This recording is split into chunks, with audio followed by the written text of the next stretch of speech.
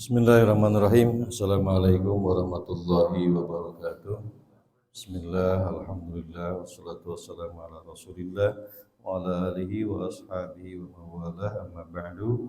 Puji syukur hanya milik Allah, salawat dan salam semoga tercurah terlimpah untuk Rasulullah SAW. Hadirin kaum muslimin yang dimuliakan Allah, kita lanjutkan ke surah Al-Baqarah ayat ke-49. Allah berfirman, A'udzubillahi minasyaitonirrajim. Bismillahirrahmanirrahim.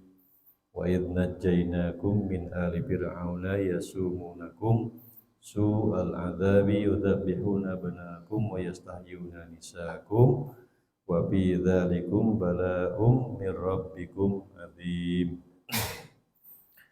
Wa idz najjaynakum, dan ingatlah ketika Allah menyelamatkan kalian. Ini muhatabnya kepada Bani Israel. Kepada Bani Israel Allah sampaikan, ingatlah ketika Allah menyelamatkan kalian min ali fir'auna, dari Fir'aun dan pengikutnya. Fir'aun dan pengikutnya. Yasumunakum, mereka menimpakan kepada kalian Bani Israel su'al adzabi. Su itu buruk, azab siksa. Jadi siksaan yang buruk, siksaan yang berat. Perilaku Fir'aun dan pengikutnya menyiksa kaum Bani Israel dengan siksaan yang sangat berat dan buruk. Apa bentuk siksaan mereka? Siksaan mereka orang Fir'aun dengan pengikutnya itu adalah yudzabbihuna, mereka menyembelih zabaha, menyembelih kurban Idul Adha, membunuh. Jadi Fir'aun dan pengikutnya itu membunuh. Siapa yang dibunuh? Abna'akum, anak laki-laki. Jadi ayah budak dilahirkan lelaki paehan. Ayah budak lelaki dilahirkan paehan. Itu siksaan beratnya Fir'aun dengan pengikutnya. Wa yastahyuna, mereka membiarkan hidup nisaakum, anak perempuan. Jadi awewe mah diantep sina hirup zaman Firaun. Awe sina hirup, anak lelaki dipaehan.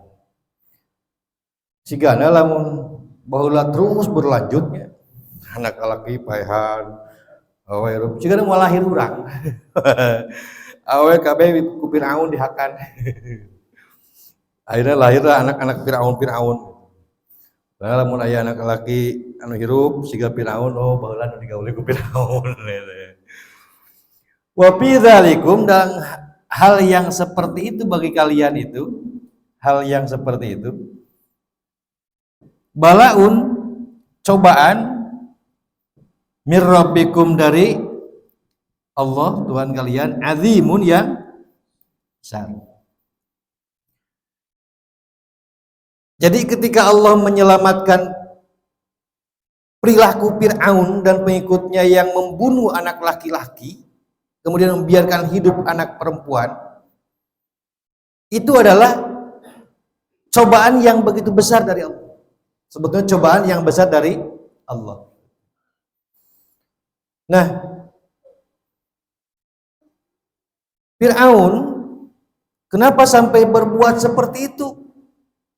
Anak lelaki diantep anak lelaki dipaehan, anak awe diantep. Fir'aun teh mimpi ada api yang keluar dari Baitul Maqdis yang sangat besar yang mampu membakar Mesir. Nah, karena mimpi itu kemudian Firaun memanggil ahli sihir, ahli nujum, ahli peramal Naon cenah mimpi nu kieu teh? Akhirnya para peramal, para ahli nujum menyimpulkan bahwa nanti itu akan lahir seorang laki-laki yang mampu menghancurkan kekuasaan Fir'aun. Maka sejak itulah Fir'aun mengeluarkan maklumat gitu raja malah. Bukan maklumat bahwa saha wae anu indungna ngalahirkeun budak lalaki kudu dipaehan. Nah waktu itu ibunya Nabi Musa itu siapa namanya? Ibu Yukaibid dia. Itu ketakutan sampai dia itu melahirkan anak itu di gua. Setelah lahirkan anak di gua, kemudian ada perintah Allah masukkan ke peti, hanyutkan ke sungai. Nah ketemulah oleh prajuritnya Fir'aun, kemudian disampaikan kepada istrinya Fir'aun, Asia. Ada Asia di sini? Nah, Asia atau Aisyah? Asia. Anak parobek Asia sih. Aisyah. Ya munaya Aisyah itu, tapi solehah. Istri Fir'aun solehah. Dirawatlah. Nah karena Fir'aun itu sayang sama istrinya, diperbolehkan istrinya memelihara bayi itu.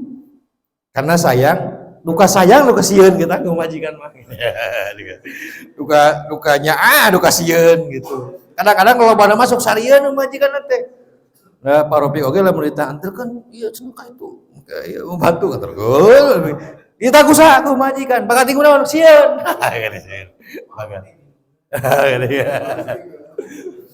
Ini bakat tinggal sieun. Engke mau ulasan sieun abdi mah nya dapun bojo gitu, dapun bojo sok capeun dianterkeun we ku abdi gitu. Bagurnya keun we aing ngadalil mah kumaha we carana supaya ulah katingali teuing sieunna gitu.